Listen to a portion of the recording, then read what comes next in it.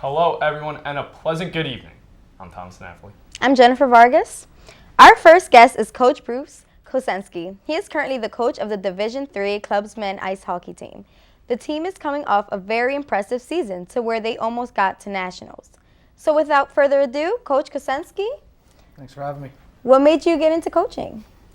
Goes back a bunch of years. I grew up playing through my Bantam and midget years. After that, I kind of strayed away from hockey for a little bit. Went out to college, played soccer. Got into coaching more so in my early 30s. Started coaching youth teams. Started coaching high school. My first college job was with William Patterson as an assistant. And then from there, I came here 3 years ago to be the head coach of the D3 team. So we mentioned before how your team had a very, very impressive run, but you came up a little short, lost 4-2 to Cal U. So could you explain to us maybe a little bit of how your season went? Season went great. I mean, it went to what our expectations were of this team. We came into camp with a few goals. One of them was to win the DVCHC, which we came up a touch short there. Next was to get to regionals, which we accomplished that goal for the first time in 3 years. And then the ultimate goal was to get to nationals. We had a chance in the regional final. We were tied at 2 going into the third. I think a little bit of experience prevailed. Cal U's a tough team. Played them 3 times this year. Tied them once, lost twice. But they're a tough team. Experienced. They've been to nationals the past 9+ years in a row. So we just came up on the short end. So how many people do you have on your team? We have 26 players, so 23 skaters and 3 goaltenders. Oh, wow. Yeah. So that being said, how many seniors from your team are graduating that you're going to kind of have to reload for next season? Yeah, we have 5 graduating, and they're 5 key guys. Dennis Paddock, Marty Bell, Billy Murphy, and Dan DeMonte from up front. 4 of our top 6 guys are graduating from the front line. Nicky Dow, one of our top defensemen, is graduating. So we're gonna have to revamp a little bit, but the good thing is that the young kids who have been with us for 2-3 years now, they've developed really well. So we have a lot of confidence going into next season. We feel like we have a really great foundation. Now, if we can just bring in some kids to help support these guys, I think we're gonna make a run at nationals again next year. So you're talking about bringing people in. What's the really hard part about recruiting for a Division III club sport? It's not so much the recruiting for a club sport. It's just recruiting kids to the school. The good thing is over the past 2 years, I've really helped bring some kids in from the Shore area because that's where I'm from and that's where I coach high school. So a lot of kids know that I am the coach at Rowan, so it's a big it's a big boost for me to try to get that connection to the Shore area. I've helped bring in kids for the D2 team. I've helped bring in kids for our team. We have 70+ kids at tryouts. So it's not so much a recruiting.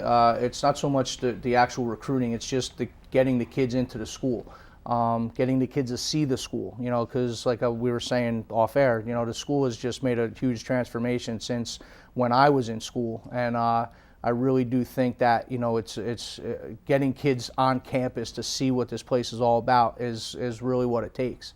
So, we've been pretty successful the past couple of years, both teams. So what are the challenges with there being a Division II team for either players deciding, do I go D3 or D2? Or we even saw you had a couple guys move up to D2. So how do you got to kind of compensate for them? Listen, it comes down to the players. It's what their choice is. I've never told any of my kids not to go and play at the Division II level. I try to help them as best I could try to get to that next level. Like I said, we have 70+ kids that came into tryouts.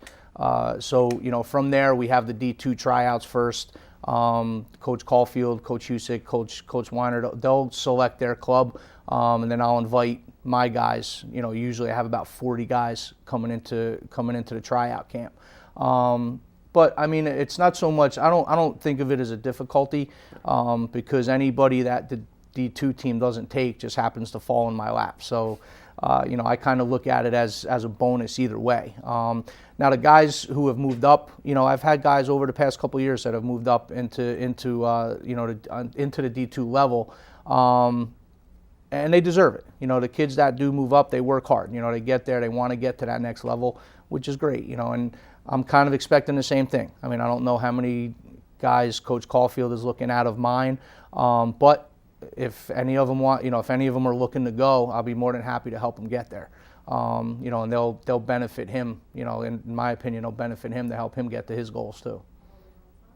So what is your favorite thing about coaching here at Rowan as you see the university is expanding, which could definitely even help you get more players? Best thing about coach, I mean, it's the entire atmosphere down here. It starts with our GM, Lori Brewer. She's great. She's the one that runs a program. I mean, pretty much everything cycles through her. But the atmosphere itself, we get good crowds to our home games, as you know. We have a really good facility in Hollydale. They take care of us there.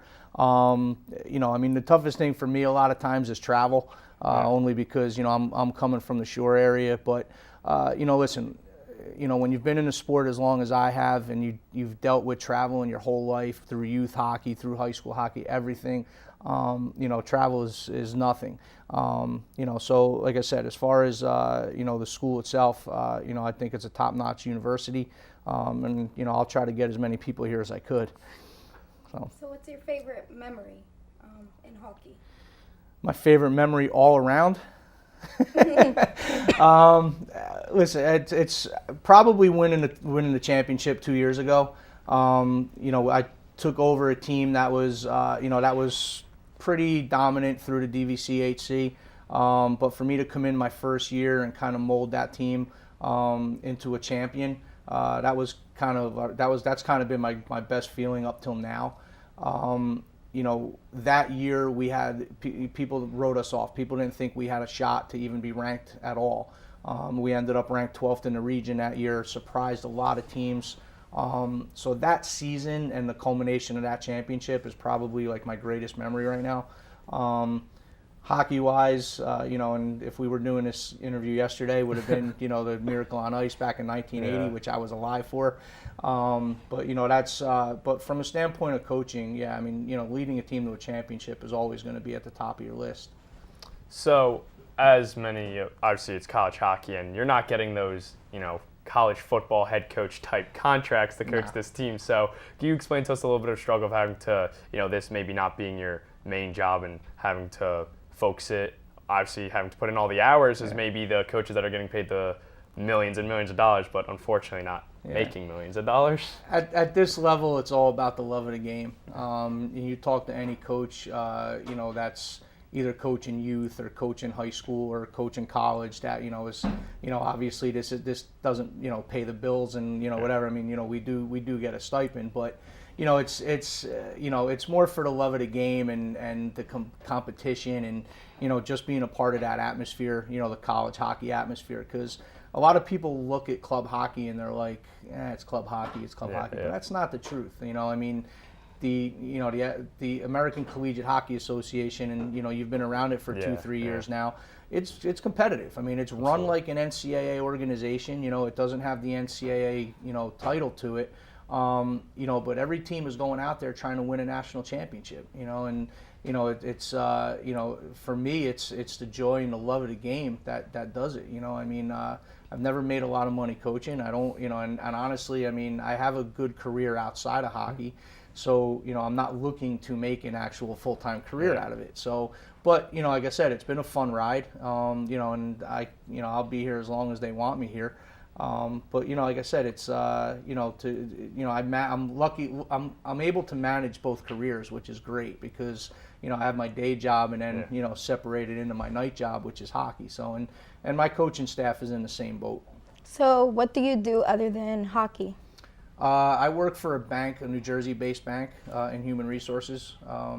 So I deal a lot with different people and different types of situations, which kind of helps me rolling into my hockey, my coaching job. I'm a professional by day, and I try to run, my team as professional as possible. You know, when it comes down to you know, making sure that we're following the rules and, you know, being as professional as possible. So, you know, my day job definitely helps my night job. So from observing the sport, I feel like a lot of Division III club hockey is mental. Being so close, almost tasting nationals. Yeah. How fired up are your returning guys going to be for next year? Could you already see it in their eyes? Yeah, it was. I'll tell you, it was very upsetting walking off the ice on Sunday or Saturday. You know, to see the seniors, you know, play their last game. I think that was the most upsetting. But you know, with the core of guys that we have coming back, and the growth and the development that we've had over the past 3 years now, they have that fire in their eyes. You know, guys like Kyle Welsh, Brandon Mead, our two goaltenders, Ryan McCusker, Justin Widener. I mean, they're going to want to come back, like looking to get to that next step. You know, it's been a 3-year project so far. You know, working our way up the rankings, now getting to the regional final. You know, next step is getting to nationals. So these guys are going to be fired up. You know, they will be. We're getting together next week for the last time for this season. You know, put a close on it. You know, kind of get ourselves ready. But hockey's like any sport. You know, the season doesn't end. You know, it's like my guys, if they want to get to nationals, they got to start working now.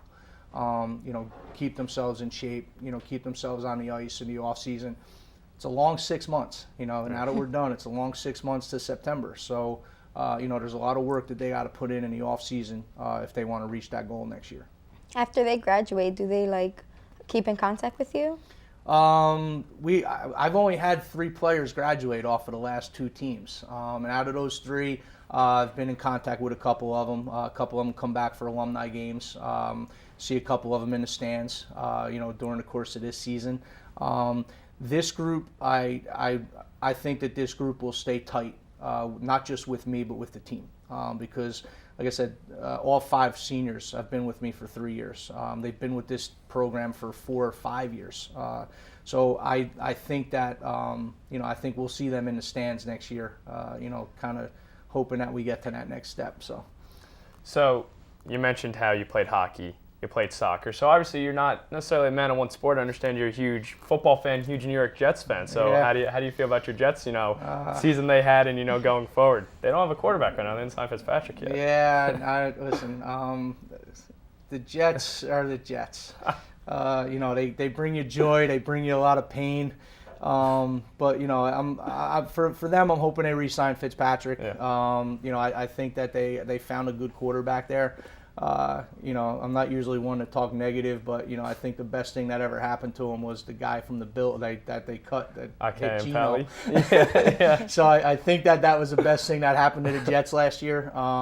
But you know, listen, I mean, I'm a diehard fan. You know, it's you know, I can't be worse than being an Eagles fan, I guess. You know, I mean, down in this area in New Jersey. So.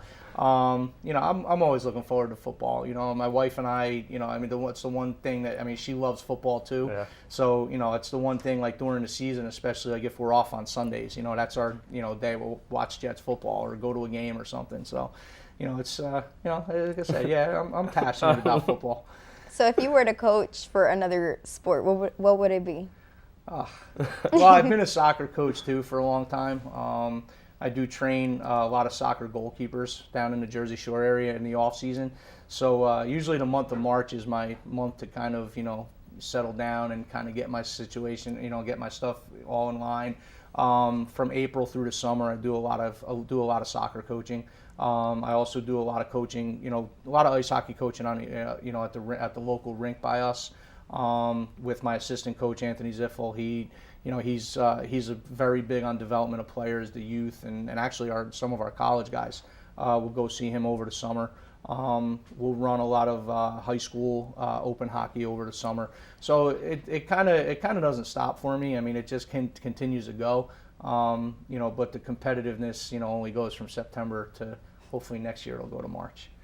All right, Coach. So last question before we let you go.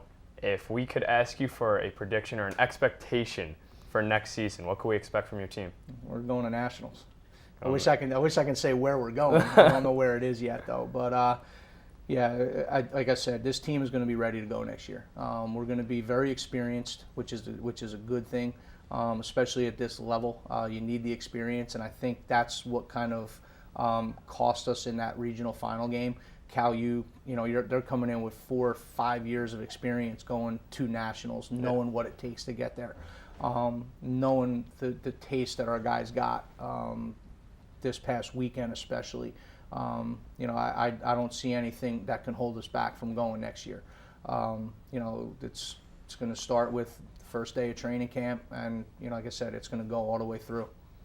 All right, Coach, thank you so much for coming on. No problem. Good luck next year, and I appreciate congratulations it. on the season this year. Thank you. And stay tuned for more on the couch.